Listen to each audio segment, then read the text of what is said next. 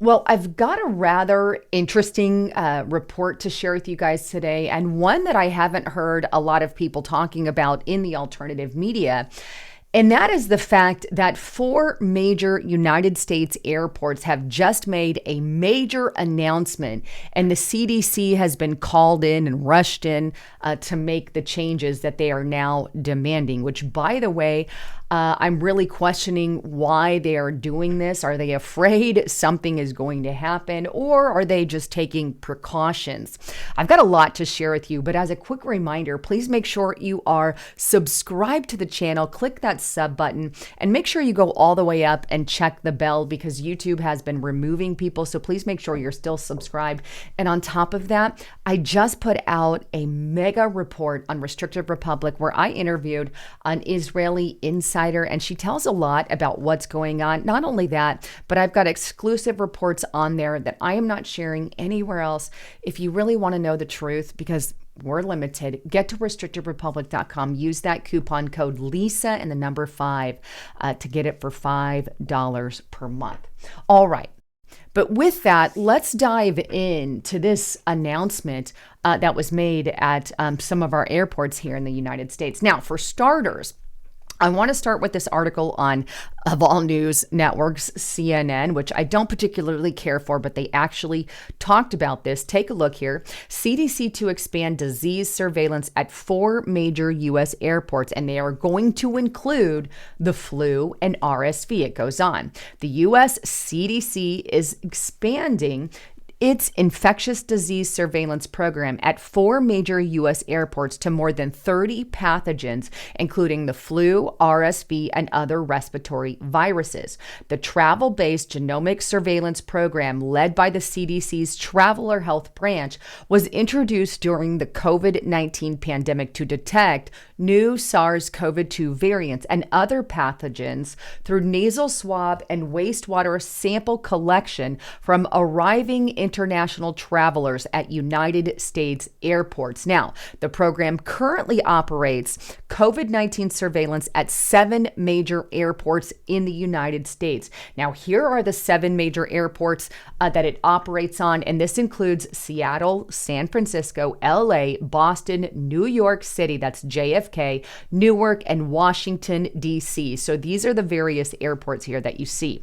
But it goes on to state this, and I quote, "For a pilot program, it's now expanding to test for more than 30 bacteria, antimicrobial resistant targets, and viruses, including influenza A and B, respiratory viruses, your RSV." And here's the airports that they're expanding this at Boston Logan International Airport, San Francisco Airport, Dulles Airport in Washington, D.C., and JFK Airport in New York. Now, these, the original travel surveillance program was introduced under the COVID-19 pandemic in 2021, but these 4 airports are now going to be testing for 30 different bacteria, RSV, influenza A and B, and other viruses, fill in the blank. But this is questionable to me because they weren't doing this before, but now suddenly they're starting to test for a lot more stuff. In fact, they've already started the process.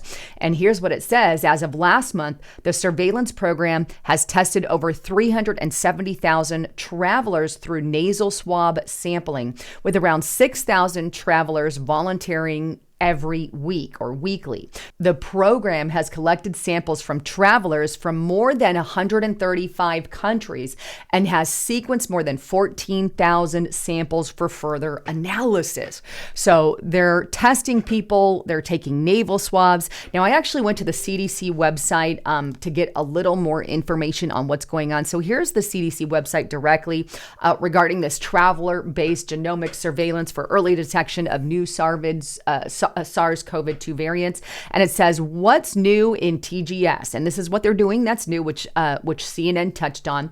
In preparation for fall and winter respiratory season, TGS has launched a naval sampling multi-pathogen pilot, which will test for flu, A and B, RSV, SARS-CoV, and other respiratory pathogens. So they're currently putting this in place. Now, the reason why they claim that they're doing it, they want an early warning detection system. They're saying it provides information to public health authorities and samples to U.S. federal laboratories, fills in the gaps of surveillance and testing and sequencing data, and prevents the spread of diseases there as well. Now, how this program works, they're not forcing people to do this. That's the good news. But here's what they're doing. International travelers arriving at participating airports volunteer to self-collect nasal sample swabs. Samples are shipped to laboratory networks for SARS, COVID, and other testing there. Positive samples undergo whole genomic sequencing to determine the variants, and then the select samples are shared with CDC laboratories where they undergo viral characterization, which can provide information about what is going on. So that is what they're doing. As of now, it's not mandatory. Will it be mandatory in the future? Nobody really knows. But what I do know is that they're purposely expanding this program, and they're testing for a multiple pathogens and viruses rather than just SARS-CoV-2. Their reasoning, well, we're going to try to prevent or attempt to prevent future pandemics. Now, I'm going to let you make your own decision on that. But I really feel like they are absolutely fearful of another pandemic breaking out. Is it good to take precautions? Yeah, absolutely. Now, will they use the information appropriately?